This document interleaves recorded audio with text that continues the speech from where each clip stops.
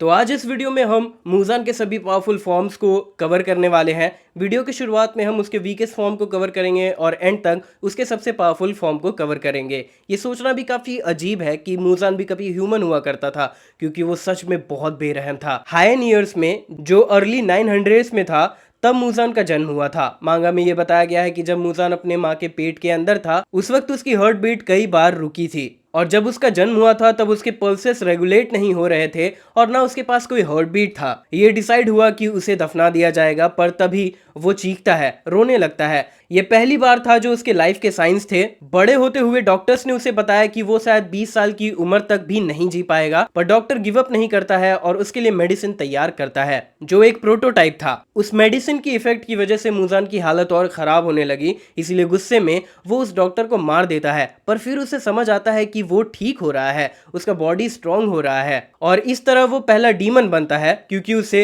Human flesh और blood की भूख लगने लगी थी। अब बात करते हैं उसके डीमन फॉर्म की। जब वो डीमन बना, उसे काफी चैलेंजेस का सामना करना पड़ा। ह्यूमन ब्लड और फ्लैश को हासिल करना उसके लिए कोई चैलेंज नहीं था, पर वो सनलाइट में बाहर नहीं जा पा रहा था क्योंकि ऐसे में उसका बॉडी जल रहा था। मूजान को ये काफी सीरियस प्रॉब्लम लगता है, क्योंकि उसे रिग्रेट भी होता है कि उसने उस डॉक्टर को मार दिया जो उसके मेडिसिन को बना रहा था, क्योंकि सिर्फ उसे ही पता था कि ब्लू स्पाइडर लिली कहाँ मिलते हैं। मूजान इस फूल को खुद से ढूंढना शुरू कर देता है। वो पूरे देश में भ्रमण कर लेता है, लेकिन उसे कहीं भी ये फूल नहीं मिलता।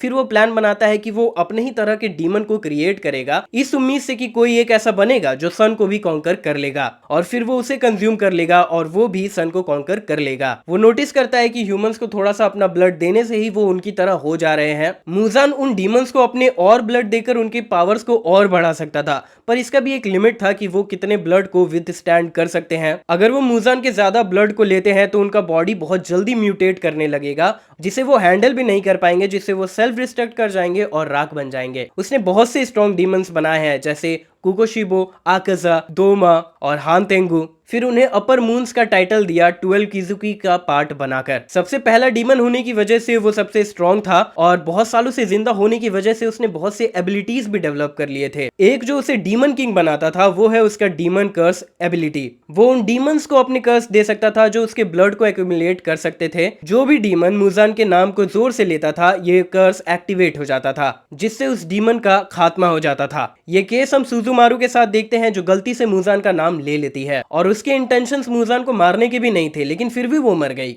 मूजान इस कर्स को इंटेंशनली भी ट्रिगर कर सकता है। ये तब दिखता है जब वो नाकामे को मारता है, जो उशीरो से मैनिपुलेट हो रहा था। इसीलिए बहुत से डीमंस मूजान को डर कर रिस्पेक्ट देते हैं और इसीलिए वो मूजान को दैट मैन कहकर रिफर करते थे जब भी वो उसकी बात करते थे। पर ये प्रूफ है कि अगर कोई मूजान के सेल्स को वीक कर दे या फिर उसका विल स्ट्रांग हो, तो वो मूजान के इस कर्स से ब्रेक फ्री हो सकते हैं। ये केस हम देख सकते हैं नेजुको और तामायो के साथ। मूजान अदर डीमंस के थॉट्स भी पढ़ सकता है, बस उन्हें एक झलक देखकर ही। बाद में ये दिखता है कि वो टेलीपैथिकली भी मैसेजेस भेज सकता था और उनसे बात कर सकता था। वो कुकोशिबो से ऐसे ही बात करता है और उससे पूछता है कि उसने कितने हाशिरास को मार दिया और उसे उन्हें उलझाए रखने कहता है जब तक वो तामायो के पॉइजन से रिकवर नहीं कर लेता। मूजान ने यह भी बताया है कि उसने जितने भी डेमंस बनाए हैं वो उन सभी को लोकेट कर सकता है, पर जितना ज्यादा डिस्टेंस होगा उतना ज्यादा उसके लिए मुश्किल होगा उन्हें लोकेट करना। मूजान अदर डीमंस के सेंसेस के थ्रू भी देख सकता था, लेकिन ये प्रिसिप्शन के साथ लिमिटेड था। अगर वो डीमन आंख बंद करके रखे तो मूजान इसमें डिफरेंस नहीं बता पाएगा। लाखों सालों से जिंदा होने की वजह से मूजान काफी इंटेलिजेंट भी हो चुका था और उसके पास 5 दिमाग थे,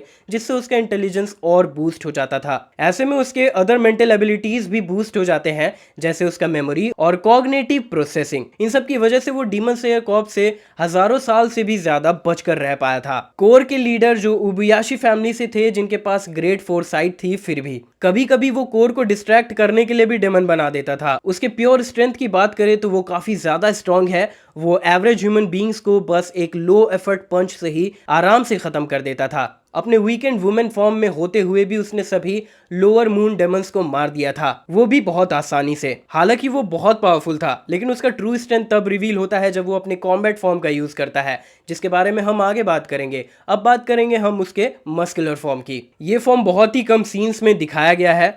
स्वॉर्डस्मिथ विलेज आर्क के दौरान उसने 2 अपने अपर रैंक मून डेमंस को उस विलेज में भेजा था, ग्योको और हानतेंगु, ताकि वो तांजिरो और अदर डेमन स्लेयर्स को मार सके। क्लाइमेक्स क्लाइमेक्स में हम देखते हैं कि नेज़ुको सन की वजह से पूरी तरह से जलने लगती है, लेकिन फिर हम देखते हैं कि वो सनलाइट से ही इम्यून हो चुकी थी और ऐसा कुछ मूजान कई सालों से करना चाह रहा था। हानतेंगु से टेलीपैथिकली ये इन्फॉर्मेशन पाने के बाद मूजान बहुत एक्साइटेड हो जाता है और फिर वो अपने इस फॉर्म में ट्रांसफॉर्म होते हुए अपने फॉस्टर मदर को भी मार देता है। जब कागाया उसके मेंशन को ब्लो अप करता है और जब तामायो उसे पॉइजन इंजेक्ट करती है तब वो इस फॉर्म में फिर से आता है। हालांकि ये ऑफिशियल नहीं है, पर मूजान इस फॉर्म में तभी आता था जब वो बहुत ज्यादा एक्साइटेड होता था या फिर बहुत ज्यादा गुस्सा। इसमें उसके पावर्स तो नहीं बढ़ते थे, ये बस एक फिजिकल चेंज था। अब बात करते हैं कॉम्बैट फॉर्म की। इस फॉर्म को डिस्क्राइब करते हुए ऐसा कहा जा सकता है कि इस फॉर्म में ट्रू डीमन किंग अवेक होता है। ऐसे में फाइट करते हुए वो और मॉन्स्टर्स फॉर्म ले लेता है, जिसमें उसके हाथों और पैरों में नुकीले दांत वाले मुंह निकल आते हैं।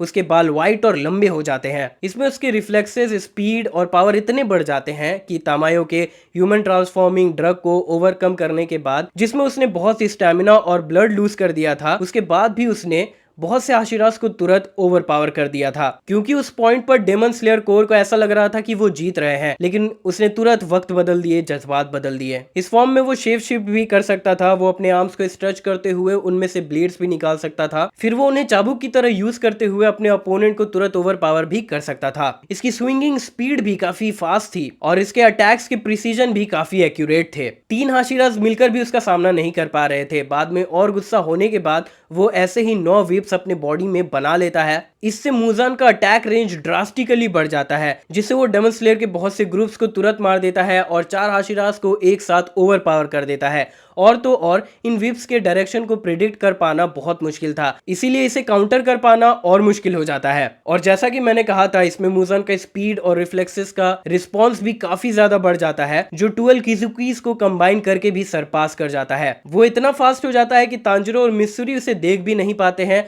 और वो प्योर लक और इंस्टिंक्ट से उसके अटैक्स को डॉज करने लगते हैं। सेम टाइम पर वो डजन्स ऑफ हाशिरास और हाशिरा लेवल अपोनेंट से डील कर ले रहा था और इस पॉइंट पर उसके पावर्स भी काफी कम हो गए थे तामायो के ड्रग की वजह से, लेकिन फिर भी उसे हराना नामुमकिन सा लग रहा था। अगर तामायो का एंटी ड्रग मूजान काम नहीं करता तो सभी हाशिरास बैटल के पहले ही मिनट में मर गए होते। अपने फाइनल मूवमेंट्स में मूजान अपने बचे हुए ब्लड और मेमोरी को एक सूटेबल बॉडी में ट्रांसफर कर देता है और उसे डीमन बनाकर इन्फ्लुएंस करने लगता है। तांजिरो के साथ ऐसा वो करने में सक्सेसफुल रहता है, जिससे तांजिरो का डैमेज बॉडी हील हो जाता है और वो अपने ही दोस्तों के अगेंस्ट लड़ने लगता है। और तो और ये तांजिरो के एबिलिटीज के साथ भी कंपैटिबल था। तांजिरो सनलाइट से इम्यून हो जाता है और वो सन ब्रीदिंग भी यूज कर पा रहा था, पर ये ट्रांसफर परफेक्ट नहीं था क्योंकि तांजिरो पागल जैसा कर रहा था और वो सिर्फ मूजान के डेमन स्लेयर को मारने के डिजायर से अटैक कर रहा था। और अब बात करते हैं उसके सबसे पावरफुल फॉर्म बेबी फॉर्म की। मूजान के पास सबसे पावरफुल और एडवांस शेप शिफ्टिंग एबिलिटी थी। ना सिर्फ वो अपने अपीयरेंस को चेंज कर सकता था, वो अपने प्रेजेंस और ऑरा को भी चेंज कर सकता था, जो लोअर रैंक जैसे डीमन के एनहांस्ड सेंसेस को भी फूल बना सकता था। डीमन स्लेयर और मूजान का फाइट जब खत्म होने को था और सन निकलने का भी समय हो चुका था, मूजान सर्वाइव करने के लिए एक बच्चे का फॉर्म ले लेता है जिसका साइज बहुत बड़ा था और भागने की कोशिश करता है, पर सभी डीमन स्लेयर्स मिलकर उसे रोकते हैं। इस फॉर्म को बस एक ही बार दिखाया गया है और वीडियो के शुरुआत में जो मैंने कहा था कि सबसे एंड में हम इसके सबसे पावरफुल फॉर्म को कवर करेंगे, उसे इस रेफरेंस से समझना कि बच्चे भगवान का रूप होते हैं, लेकिन ये नहीं था। इसी के साथ ये वीडियो यहाँ खत्म होती है। वीडियो अच्छी लगी हो तो लाइक करें, शेयर करें, चैनल को सपोर्ट करने के लिए सब्सक्राइब करना ना भूलें।